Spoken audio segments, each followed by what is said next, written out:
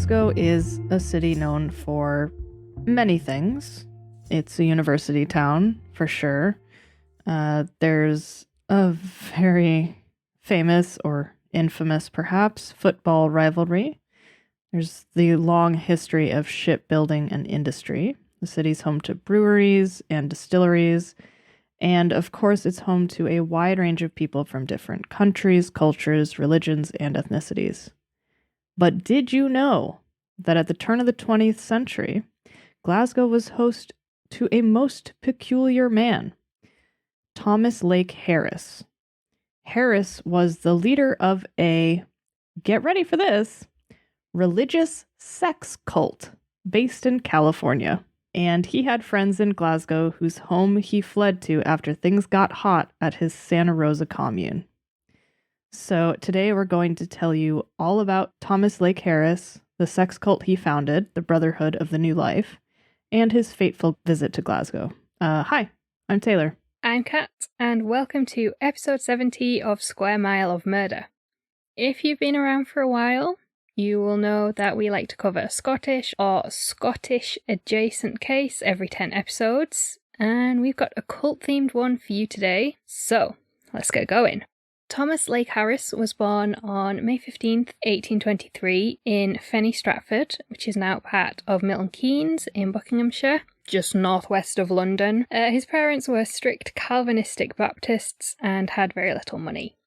And here's where we start to see the first of many similarities this story shares with the story of the Oneida community and John Humphrey Noyes. Though Noyes was about 10 years older than Harris, their paths took surprisingly similar routes in some similar locales. If you haven't listened to our episode about Noyes and the Oneida community, we recommend you do that first, and then come back to this episode because we've got into more of the nitty-gritty of like Calvinism in that one. So that's like, is that 2 episodes ago? 2 episodes, yeah, 68? so 68, yeah. Yeah. Harris felt smothered by his parents' religion growing up, and even went so far to later say that it, quote, poisoned his spirit. Which is never really what you want. No, you don't want a poisonous spirit. No. You just want a spirit high in alcohol content like vodka. Yes. When Harris was just 5 years old, his family moved from England to Utica in upstate New York, which just so happens to be the county seat of the Oneida County in New York. Go figure. Oh. Harris's mother died at some point during his childhood, which forced him to help support the family starting at the age of just 9, which is rough for anyone. Yeah, that's really young. Plus, add on to that, like, a strict religious upbringing, and, like, that's rough. But yeah, any kind of responsibility like that at the age of 9 is... It's just the first of many red flags. Yes. During this time, he also educated himself, though how exactly is unclear. Not many sources actually cover his early life. By age 17, he had accepted God as, quote, the loving parent of the widespread family of man, after having a vision of his dead mother where their spirits communicated. Yep. Regular occurrence when you're 17. It's totally fine. And it happened all the time when I was learning to drive at the age of 17.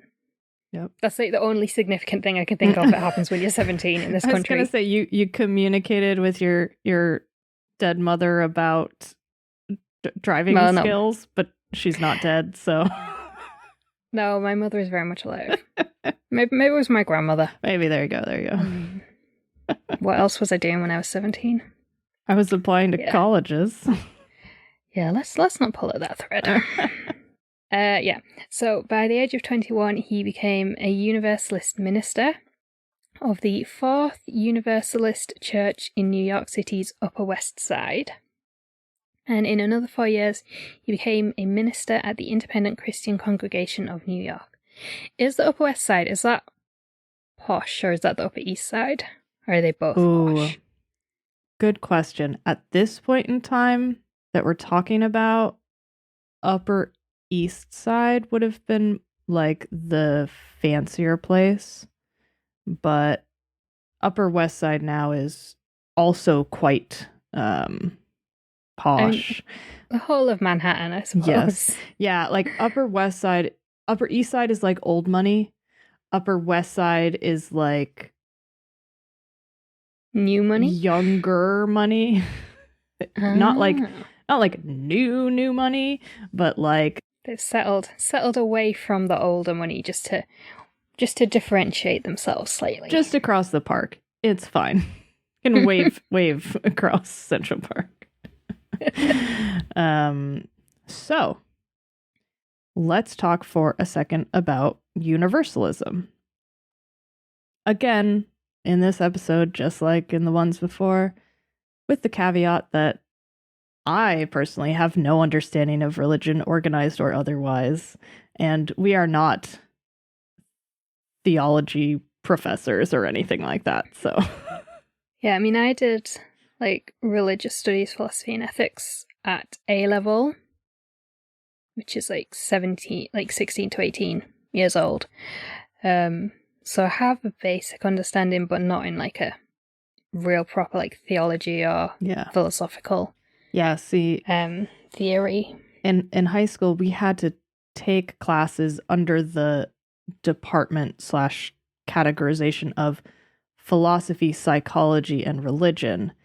And me being me, I specifically only chose classes from the philosophy and psychology group of those three. So skipped that whole religion part. But so anyway, with that in mind, universalism is not actually just a Christian thing. According to Wikipedia, at its core, universalism is the philosophical and theological concept that some ideas have universal application or applicability. And universalism also focuses on a belief in one fundamental truth which transcends the national, cultural, or religious boundaries or interpretations of that truth. So that seems pretty cool, pretty like easy to get behind. So this concept has influenced a long list of religions, some of which include Buddhism, Christianity, Hinduism, Islam, Judaism, Sikhism, and Unitarian Universalism. And in this case, Harris was involved with Christian Universalism, which is based on the fundamental idea of universal reconciliation, or the concept that all humans will eventually be saved and enter the kingdom of heaven. And they also believe that an eternal hell does not exist and that this concept goes against Jesus's teachings. So this is the kind of preaching and sort of ministering that Harris was doing at the Independent Christian Congregation of New York. And a member of his congregation was none other than Horace Greeley, who was a New York newspaper editor and publisher, and actually ran for president at one point, and I think he lost to Ulysses S. Grant, so fun fact. Now, Greeley had founded the New York Tribune in 1841 and quickly became moved by Harris's sermons. One such sermon about the suffering of children on the streets of the city so moved Greeley that he actually asked members of the congregation to stay behind after the sermon was over, and they all worked together to plan out the founding of the New York Juvenile Asylum. And this asylum, which is now called the Children's Village for probably obvious reasons. Yeah, I mean, juvenile asylum sounds like... bad. Sounds horrific. Yeah. So this institution isn't better. Organization, whatever, cared for, trained, and, quote, morally uplifted the city's poor children. And now... so they still exist, but now it's more along the lines of like helping underprivileged children within New York City via like working with other social services, basically. Yeah. So yeah. So his sermons were so moving that they could help found social institutions. Persuasive guy. Yeah, that's also first indicators that he could be like a cult leader. Charismatic, like... Yeah, you can talk people into doing things. Yep. Harris soon became a popular speaker, writer, and poet. During this period, his interest turned towards spiritualism, which is a movement based on the belief that the spirits of the dead exist and have the ability and inclination to communicate with the living. Oh my god. And Swedenborgianism. Swedenborgianism stems from the teachings of Swedish mystic Emanuel Swedenborg, who was a pluralistic Christian theologian, scientist, philosopher, and inventor of the 1700s. Swedenborg had a, quote, spiritual awakening in which the Lord had opened his spiritual eyes, allowing him to freely visit heaven and hell, which, of course, allowed him to have conversations with angels, demons, and other spirits. What the hell was he taking? Because I would like some of it. Yeah, right? Oh, and also, the Last Judgment occurred in 1757, the year before he published his work describing this whole experience. Yeah, it's very convenient. Yeah, that makes sense. It's fine. Followers of Swedenborgism, also called the New Church. Easier to say. We will go with the New Church from now on. Believe that anyone who was spiritually advanced and aware enough could communicate with angels in heaven. I mean, it's kind of like encouraging, like, if you just believe in your spirituality, you too can speak to Gabriel. Do you know what that sounds like? Like a cult? Yeah! We got a theme going here. Yeah, so as you perhaps might expect from a guy who was into the idea that, like, you know, this universalism idea that, like, everyone's going to get to heaven, Harris was super into the idea that, like, you could be in heaven on earth. Also similar to John Humphrey Noyes, actually. And so he quickly started incorporating Swedenborg's ideas into his own teachings and writings. And, of course, as all of these guys seem to do, gets a little restless. He's not satisfied anymore with just preaching in New York in, like, someone else's church. So he left in 1851 for Virginia. In Virginia, he co-founded the Mountain Cove Community of Spiritualists with Reverend J.L. Scott. Just to put this in context, in 1851, he was 28 at this time. Yeah. This is very young. Very young. That's good that you can do that math, because as I was writing this, I was thinking about putting in the ages, but I was like, that's too hard. So. Yes, I bring the maths. I bring the bullshit. No, we both bring that. But yeah, because we forget how young these cult leaders are when they start out. Yeah. Well, yeah, because he was 21 when he became a minister, which is quite young. And then, like, almost immediately he starts spinning out into all these other different directions. So yeah. But it's like Alfonso Constanzo, who we talked about last week, he was in his late 20s when he died. Yeah. And he'd already, grown this little cult in Mexico. Charles Manson was only very young. 28 when he was captured or something, right? Well, something like that, because he only died a couple of years ago, didn't he? Yeah. So he was in prison for, 40-odd, 50 years? Yeah. So they're starting out very young. Yeah. Which, I mean, I think helps because, like, to build up a following, you're this, like, young, engaging, charismatic, like, orator or speaker or whatever. Yeah. And then once you have followers, you're seen as this, like, experienced, wise, like, all-knowing super dude or whatever. I don't know. But yeah, it's that makes sense. So yeah. So at the young age of, how old did we decide he was? 28. 28. Yeah, he co-founds this Mountain Cove Community of Spiritualists. And with his co-founder, The two of them claimed that the land on which they settled their community was the actual site of the Garden of Eden, and not just some random plot of land in the mid-Atlantic USA. This is some whitewashing bullshit. Yeah. Every other aspect of the Abrahamic religions happens in the Middle East, but suddenly the Garden of Eden was Virginia, on the Atlantic coast. Yeah. No, it's fine. That makes total sense. I can't possibly see the issue with that. No. And the Mountain Cove community was built to be a refuge where angels could ascend and descend and basically come hang out on Earth for a while. Oh, I so want to know what he was smoking. It sounds so much fun. I know, right? Also, don't do drugs. Yes. But, it just sounds fun. Whatever they were on sounds fun. It's wild. That's for fucking sure. However, as you might expect, Mountain Cove didn't last that long.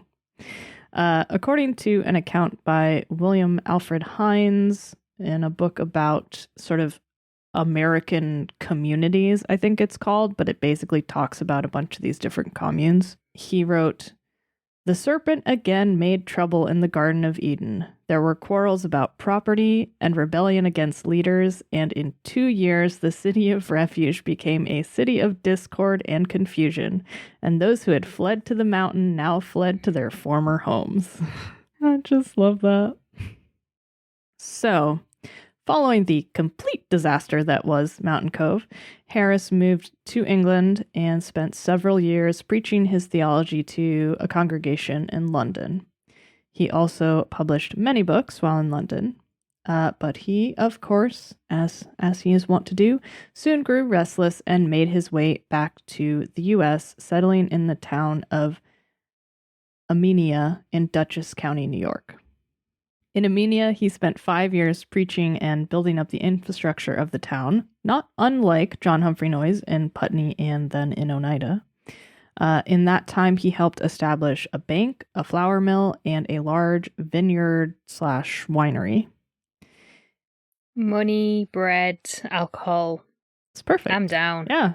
It's literally like you've got the perfect triangle of commerce there, right? He also amassed a group of about 60 followers, including 5 Orthodox clergymen and around 20 Japanese people who were originally from the Satsuma province, which is now called something different. Because Satsuma? Yeah. I don't know why that makes me laugh. For those not from the UK, Satsuma is like a clementine here. Like a small orange. We have clementines. We also have tangerines. But yes, they are a type of small orange. Yeah, a type of small orange citrus fruit. So yeah. So he was appealing globally, I guess. Appealing. Oh, yeah. Oh, God. Oh. It's one of those days. Yeah. So what's a preacher to do with a big old group of devotees and some cash from commercial and industrial enterprises? I think we all know the answer to that. You start a community, of course, because it went so well the last time. Obviously. What else are you going to do? Yeah. And that's exactly what Harris did. 14 years after the utter failure of the Mountain Cove, Harris founded the Brotherhood of the New Life, which settled in the village of Brockton, New York, on the shore of Lake Erie. The Brotherhood was run as a cooperative rather than a commune. The main difference being that cooperatives are founded as a group of voluntarily sharing resources towards a common goal versus communes that force members to distribute all wealth and resources equally. I think. Very fast and loose with the word equally. I mean, yes. I think. I was having trouble trying to put that into words, but basically, from what I understand, at least these guys were purporting to be more like, oh, I'm willingly putting my money and effort and time towards building this utopian society versus some who are like, you have to do this in order to be in this society. Yeah, it's a bit like, oh no, we're a multi-level marketing company, we're not a pyramid scheme. Yeah. It's It's the same thing, it's just one has a nicer image. yeah. It's like a good branding. Yeah. The Brotherhood of New Life grew quickly and ran various farming and industrial businesses. While all this cooperative business was going on, Harris was also preaching some interesting things to his followers, including that God and Jesus were both male and female, and that sex was the true power behind human existence. I mean, I get that. Like, technically because, true. like, you need sex to conceive a child, and in the days before, test tubes and petri dishes. Something tells me that's not the way he was going with it, though. Yeah, I don't think he's gonna start talking about the gift of life. No. Harris believed that Christianity had made the wrong choice to focus on sexual repression. I mean, yeah. Yes, but again, at some point, this is going to go off the deep end. Oh yeah, the rest of this sentence. And he preached that sexual energy, with some help from angels, would rid the world of mortal evil. Obviously. And straight in the deep end there. Obviously. Also, men and women were originally androgynous before humans evolved, and as such, each person was constantly looking for their spiritual other half who existed in another realm. Yeah, it got weirder. Okay, we've gone from the deep end straight into the Marianas Trench. Yeah. And perhaps the best of Harris's teachings, oh god, it gets worse, was the idea that if one changed the way they breathed, they could reach a higher state of divine consciousness and allow angelic beings to flow through their body. They called this practice, quote, open breathing. And it was similar in nature to yogic breathing. Yeah. So this whole breathing thing, apparently, if you did it right, then Jesus and God and whoever could recognize you by the way you breathed differently. And so you were like marked as like a good, I don't even know if we can call this Christian anymore, a good egg who was divine, a good divine egg who breathed right or something. It's confusing and weird. This is just insane. The community also had a successful winery, which was initially attacked by teetotalers and supporters of temperance. We covered temperance in the Edgar Allan Poe episode, like way back last Halloween. And a little bit in the Lizzie Borden episode, too. Oh, yeah. Forgot about that. Yeah. But yeah. So temperance was kind of like a teetotalers sort of movement. The evils of alcohol. And they eventually successfully lobbied for prohibition in the United States. But Harris assured them that his wine was so full of this angelic breath that all the bad effects of alcohol were breathed away, and actually his wine was angelic and divine. I can't even say this with a straight face anymore. No, and just also like thinking about that statement, I don't want my wine to be breathed on, personally. No, whether the wine itself is supposed to breathe. Yeah, whether it's like magic breath or not. I just want like a non-breathy wine, I think. Yeah. I mean, that is enough to put you off wine for life, isn't it? Yeah, a little bit.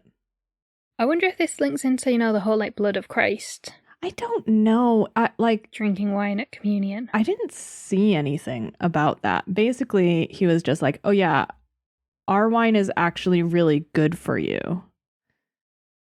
I think it was marketing. Harris was also obsessed with fairies and would often let the fairies speak through him and claim to have a fairy wife named Queen Lily. I am actually so glad you wrote this week's script, because I don't think I'd have got this far. Well, and here's the thing. I think I'd have thrown everything out the window. Here's the thing. As I was like starting to write it, and I'm, using like all the base sources, like the Wikipedias and their sources and stuff, it's like, it's all pretty standard. It's like, okay, there's no hell and there's, we can talk to angels, even though we're getting a little bit out there with that. But then as I went further into the like more primary sources, it's like, oh, he has a fairy wife named Queen Lily. Oh, he has magic wine. Oh, everyone has a spiritual, sexual, other realm counterpart or whatever. It's like, oh no. It's just getting weirder and weirder. This is just far too much for a Monday. Yeah. However, as much fun as we've just had with that last segment, Harris's teachings weren't all funny breathing fairies and sex. Oh, well, that's it. I want out then. I was in it up until this point. Like many cult leaders, Harris demanded total devotion from his followers, which included handing over all worldly possessions and wealth to Harris upon joining the community. Yeah. I mean, I am shocked. What kind of cult demands that to start with? I know, it's unheard of, really. And actually, some wannabe members were even rejected because they were deemed not wealthy enough to join the community. So he was really only looking for the big bucks. He also had his followers practice a number of different demeaning rituals. And we know this from the accounts of one famous follower of Harris, who was Lawrence Oliphant, who was a famous British author, diplomat, and actually member of parliament. Oliphant and his mother, Lady Oliphant, who I believe was the surviving wife of a member of the Scottish landed gentry or something. Lawrence and his mother, Lady Oliphant, both became enamored with Harris during his time in England and quickly became devout followers.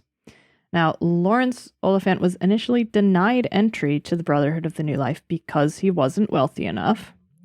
But after he got his wealthy mother to join, Harris let Oliphant into the group. But Harris insisted that Oliphant, who was at that time serving a term in Parliament, he forced him to take a vow of unwavering silence.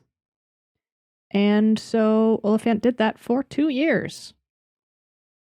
Does that mean like he didn't speak for 2 years, or he didn't speak of the group's activities? I'm pretty sure he didn't speak for 2 years while he was a member of Parliament. I mean, MPs, you only need a hand to do that. You just raise your hand, the yays, the nays. There you go. So maybe it was a job well suited to a vow of silence. Yeah, so he did that. And then in 1867, Oliphant disappeared from London and wasn't seen again until 1870. Oliphant was found in the United States working as a laborer at the Brotherhood of the New Life. He worked as a farmhand and labored and lived in silence for an extended period of time and was kept away from his mother, and apparently they were very close. And it was actually Lady Oliphant's fortune which allowed Harris to purchase the property in Brockton where the Brotherhood actually settled. Interesting. Yeah. Oliphant was allowed back into the wider world, but had to be ready to return to Harris at a moment's notice. Oliphant served as a journalist during the Franco-Prussian War and met his future wife, Alice, in 1872. Oliphant had to get Harris's approval to wed Alice, which was only given after Alice agreed to sign over her entire fortune and property to Harris. Imagine that. So the couple were married but quickly separated by Harris. He forced Alice to leave the community to earn a living, whilst also keeping control of all her assets. And he sent Oliphant out to New York to work as a director of a cable company. He kept the couple apart for years. This is the major account of what life was like inside the Brotherhood of the New Life community. So you can imagine that life was probably much worse for members who didn't have wealthy families or globally recognised fame. Yeah. Despite these conditions, the Brotherhood of the New Life was quite popular, and its followers reached around 2,000, both in the United States and in the UK. Following his successes, Harris decided to move a chunk of the group out to Santa Rosa in California. He claimed that he had received a message from God to move there. I mean, fair enough, who wouldn't want to go live in California? Is that what happened with you when you went from New York to LA? Yeah. I just heard a message from God saying, bitch, there's a polar vortex happening in New York and you could be living in 70-degree sunshine every day. Get the fuck out. So, claimed to receive a message from New York, just like Taylor. Yeah. But more likely, he realised that the climate in Santa Rosa was just a heck of a lot better for winemaking than upstate New York. Yeah, it being wine country and all. In Santa Rosa in 1875, Harris founded the Fountain Grove community. I mean, you've got to have a backup community, haven't you? You have to have extras for when one implodes. He learned that from the Mountain Cove, and now we've got Fountain Grove. I think he just wasn't very creative with the naming. Now that I say them out loud. Yeah, I didn't even realize that. Fountain Grove and Mountain Cove. I love it. He's a rhyming kind of guy. So you've listened this far and you're probably thinking, like, okay, guys, you said this is about Glasgow, and so far you haven't mentioned that at all. We're getting there. We promise. So, one of Harris's devoted followers was insurance broker Charles Pierce, whom I realize now I did not put in the script, but he was from the UK and eventually lived in Glasgow. So, there we go. We've mentioned it. That's it. It's over. No, just kidding. So, Pierce initially became interested in spiritualism in the 1860s and actually became a medium, hosting seances and delivering lectures about how the occult and Christianity could be compatible and work together, which I'm sure scandalized many, and even visited the various locations of the Brotherhood over the years. In 1872, he was rejected as a member of the New York settlement because he wasn't rich enough, a recurring theme. However, he and Harris remained in correspondence. In their letters, Harris called Pierce Sir Steadfast Holdstrong due to his unwavering loyalty, and Pierce called Harris Father. Ew. Yep, nobody can see my face except for Taylor, but what the fuck? Yeah, it's weird, right? I don't get it, but Sir Steadfast. Sir Steadfast Hold Strong. It's just like, you're like, oh, if you just hang in there, guy, maybe I'll let you in. Just keep being loyal. You're so steadfast. Okay, that sounds like, when this thing's, like the first thing you see on your left in the street you grew up in, that's your pawn name. Yeah. Or like this is your like cult name.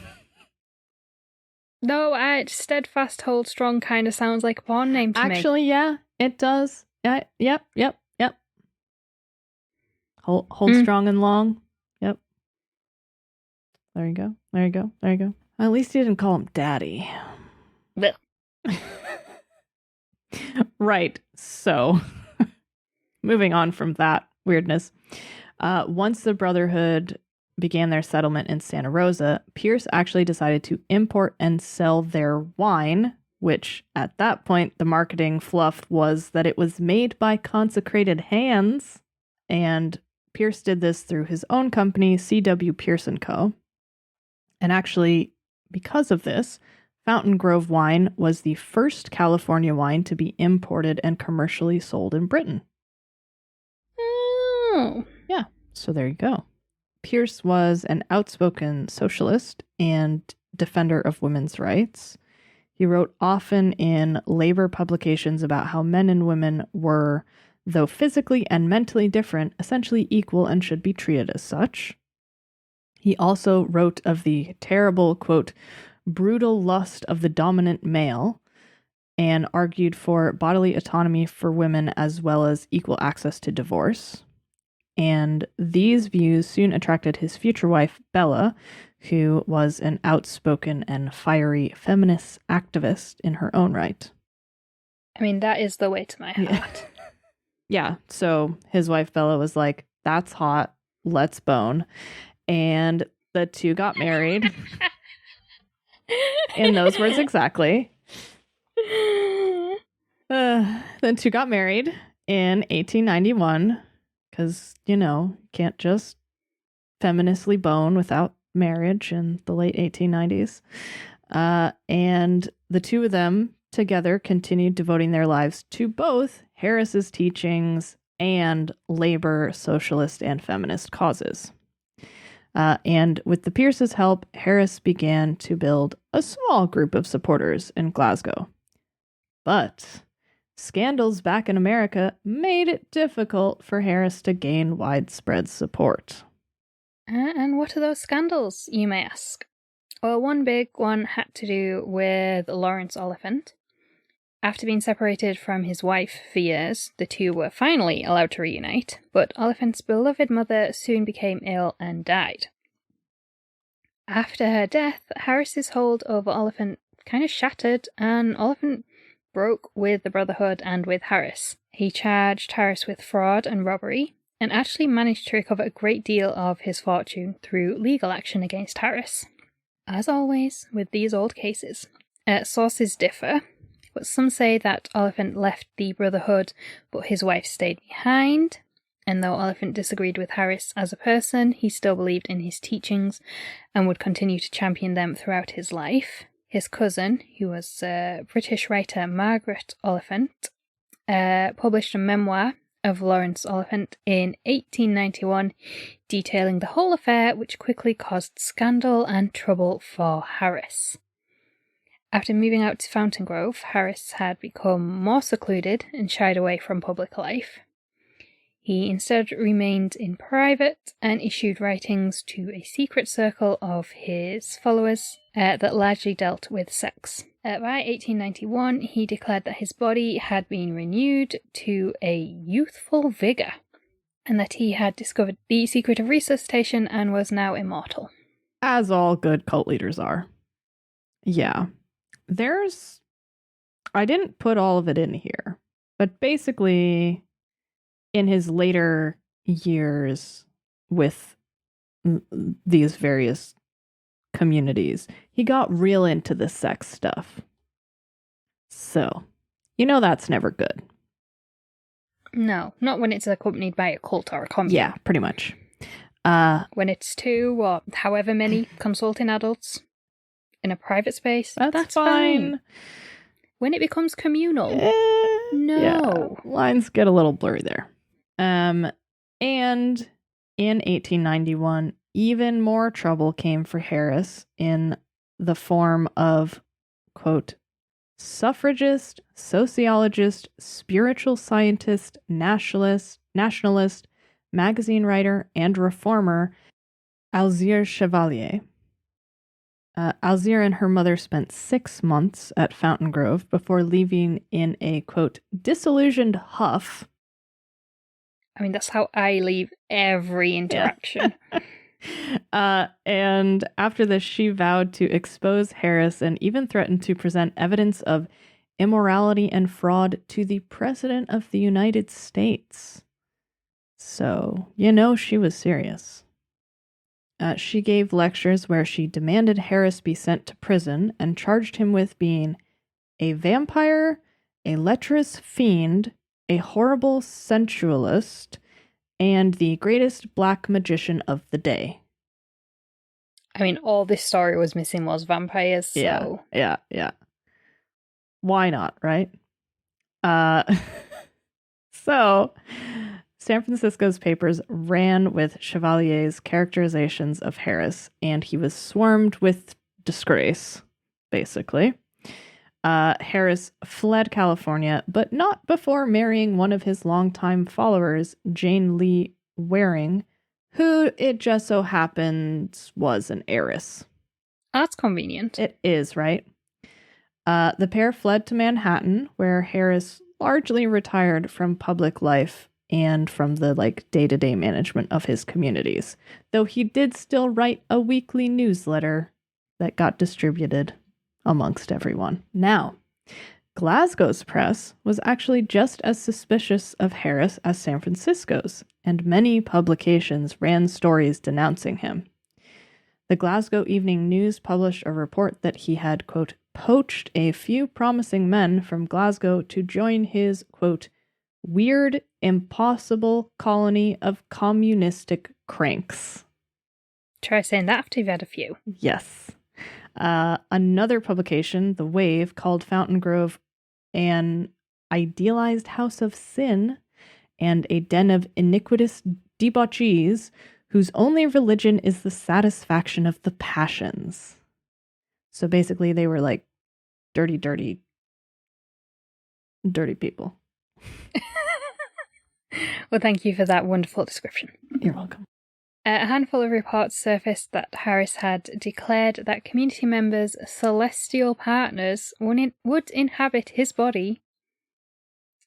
See where this is going? Mm-hmm. And only through sex with him could they commune with their true soulmates. Yeah. I mean, at this point, he's getting on a bit, so let's say 1891, he would be... He's like around 70. Mm. So that is a lot of sex to be having at that age. Yeah. I'm bordering on being impressed. Well, he had Jesus on his side. And the fairies. And he was a vampire. You know, like he's juggling a lot of balls, this guy. I mean, Viagra have clearly got their marketing wrong. I know, right? All you need is an imaginary fairy. Fairy queen. Wife thing.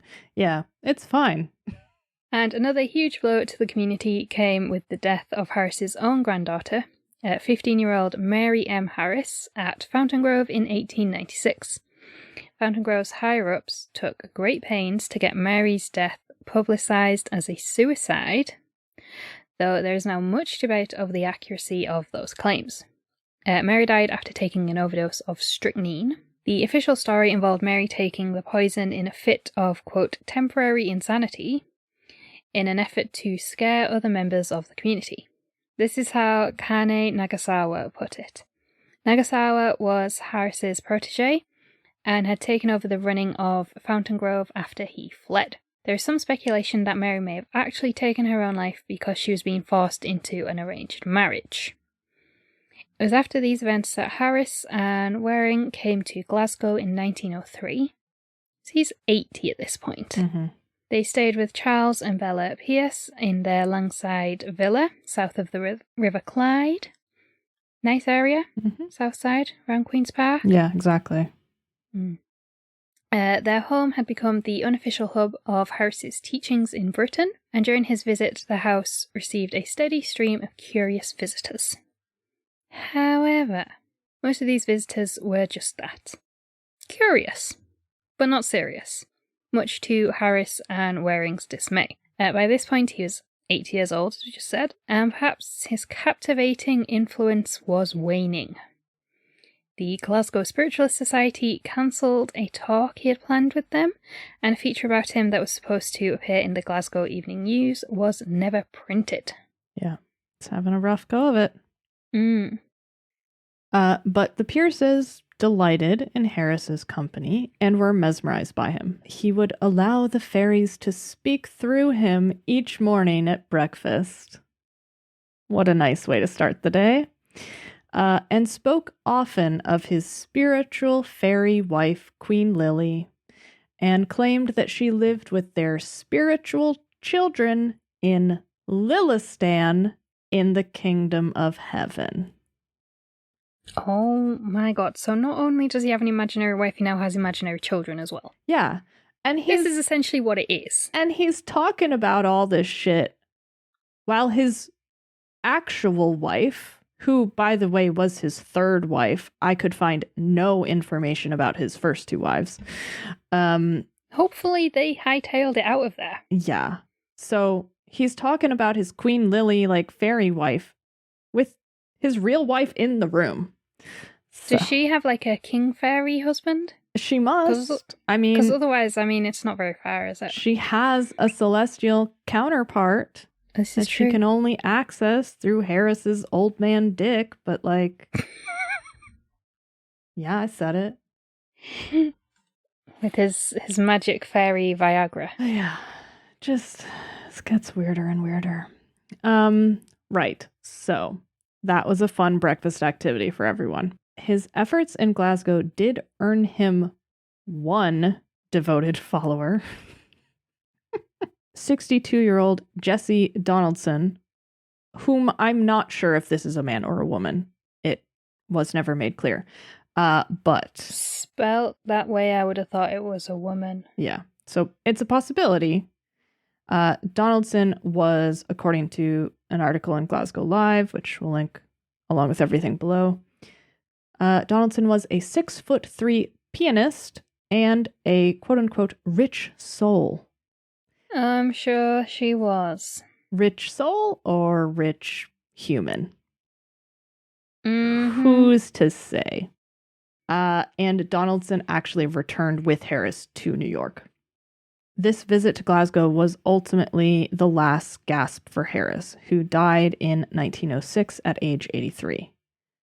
But because he had declared himself immortal, his followers refused to believe he was dead and insisted he was just sleeping.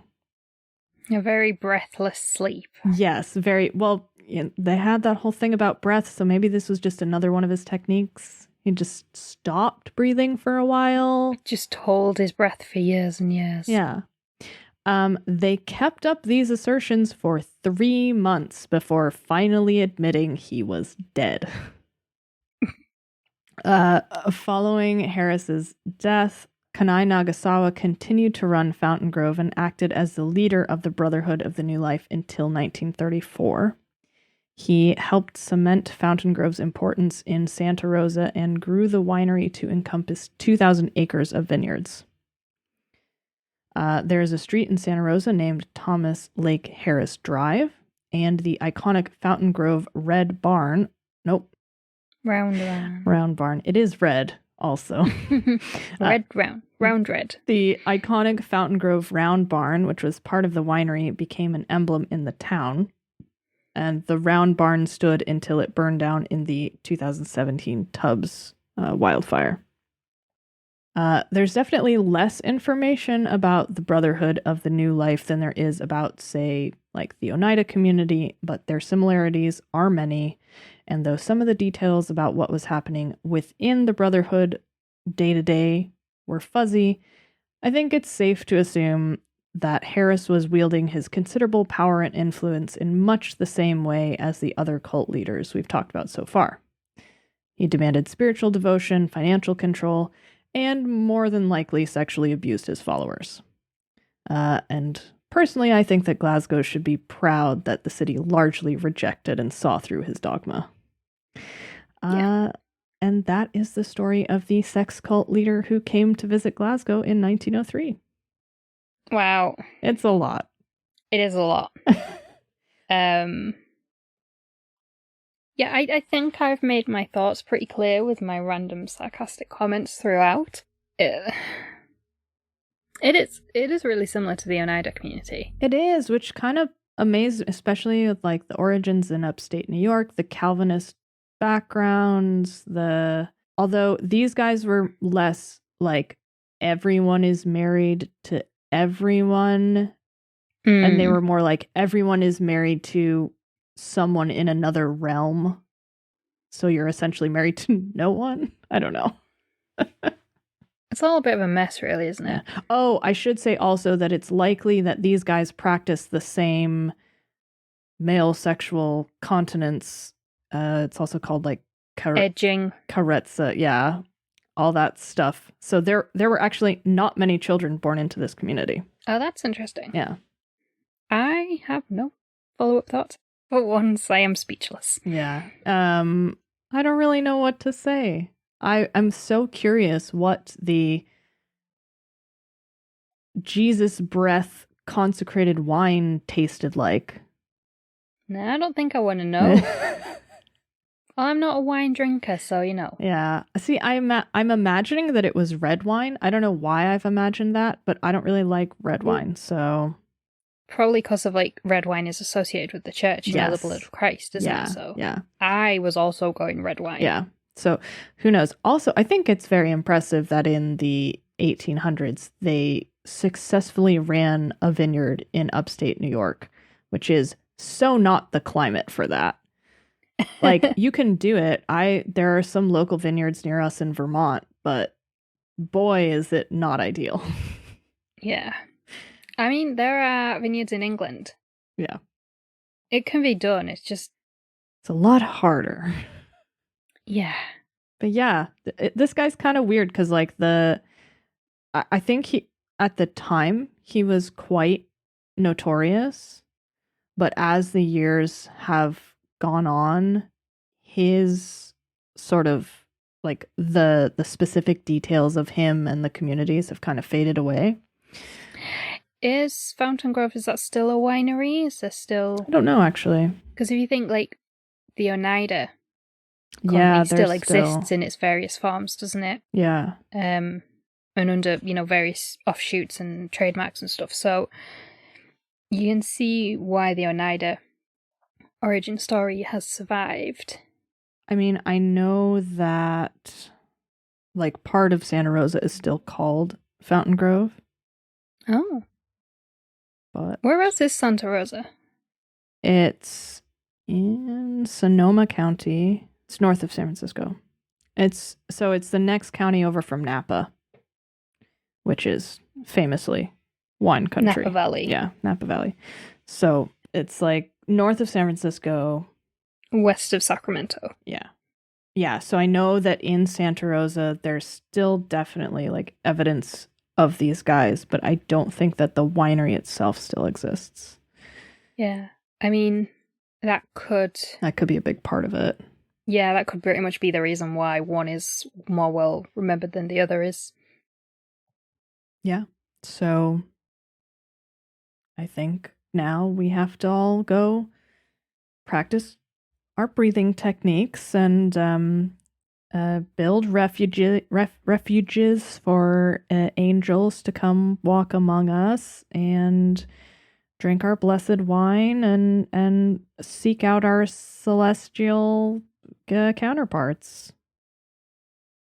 Yeah, I'm not going to do any of that. Sounds exhausting, quite honestly. Very time consuming. Yeah. I already have enough trouble just like remembering how to breathe properly the normal way. So like, I think that would be challenging to sort of switch that all around. But yeah, I mean, obviously this, I'm going to be real honest with y'all. There's slim pickings for cults in Scotland. And I dare say that's a good thing. Yeah. 100% agree. There's like the story of this guy and his sort of small following within Glasgow. And then there's some pedophilic connections to I believe it's the Children of God cult / the family. Yeah. Which is not fun to write about or read about. And no. Queen Lily the fairy is a lot more fun to write about. Yeah, it's so. as I say, I'm really glad you took this one because I would not have finished it. I'd been like, no, we're doing something completely different this week. This is crazy. Moving on. But that's how I like them. Absolutely true. Fucking weird. So yeah, that's what we've got. We are going to go back into the future / present next week for cults. We started going chronologically and then this one kind of messed it all up. Yeah. So that's all for this week. Cult, yay or nay? Yes. Yes. 100%. 100%. Fucking magic wine. The magic wine, the fairies who can only be accessed through the old man dick. Yep. That's a big one. The handing over all your wealth. Also that, which I think is what sets it apart from Oneida in a lot of ways, because this was like literally, you gotta have a lot of money to get in, and it's all mine once you're here. Yeah. So yeah, I'd say definitely a cult. No question about that. Absolutely. Yeah. If you like the show, please be sure to rate and review us on your podcast app of choice, especially Apple Podcasts, and subscribe so you never miss a new episode, like next week's episode about cults. Please do share this episode or any of our episodes that you've enjoyed with a friend that you think might like it, and be sure to tell us your thoughts on social media or even via email. And we would really love to read out some of your thoughts in future episodes, so tell them to us on social media, or you can write to us at info@squaremileofmurder.com. Voting has opened for the British Podcast Awards Listeners' Choice Awards. This is voted for entirely by the listeners. All the other awards are by a panel of quote-unquote experts, whereas the Listeners' Choice Awards is voted for by you, the listeners. To vote for us, all you have to do is go to britishpodcastawards.com/vote, and there's a little search box. You just type in Square Mile of Murder. You have to put your email address in, and they send you an email, and you click the link, and that's your vote done. Voting closes on, I think it's July 4th. I think it is, yeah. And the ceremony is July 10th. If you would like to help us cover the costs of making the podcast and help us invest in the future of the show, you can join our Patreon page. Tiers start at just £1 per month. Every patron gets regular episodes a day early, a shout out on the show, priority case requests, and a lifetime merch discount. And that's just for £1 a month. As the tiers go up, you get even more, including bonus episodes and exclusive Money Can't Buy merch. Check that out at patreon.com/Square Mile of Murder. Links are in all the usual places. And we will see you next week. Oh, we'll see our patrons on Friday. Yes. For our monthly ramble. Yes, all £2 and up patrons. Where we go completely off script. Because believe it or not, we do normally have a script. Yeah. I mean, even when they're like this bullshit. We go completely off script and talk about pretty much any thoughts that come into our heads. Yep. Patrons, we'll see you on Friday. Everyone else, we will see you next week with another cult episode. Yes, we will. Do look forward to that. And in the meantime, we hope you find your celestial counterpart. Yeah. And hopefully don't have to sleep with an old man to find it. Yeah. Unless that's what you're into, I mean. Yeah. We should stop. We should. Thank you, everyone, for listening. We will see you next week. Okay. Bye. Bye.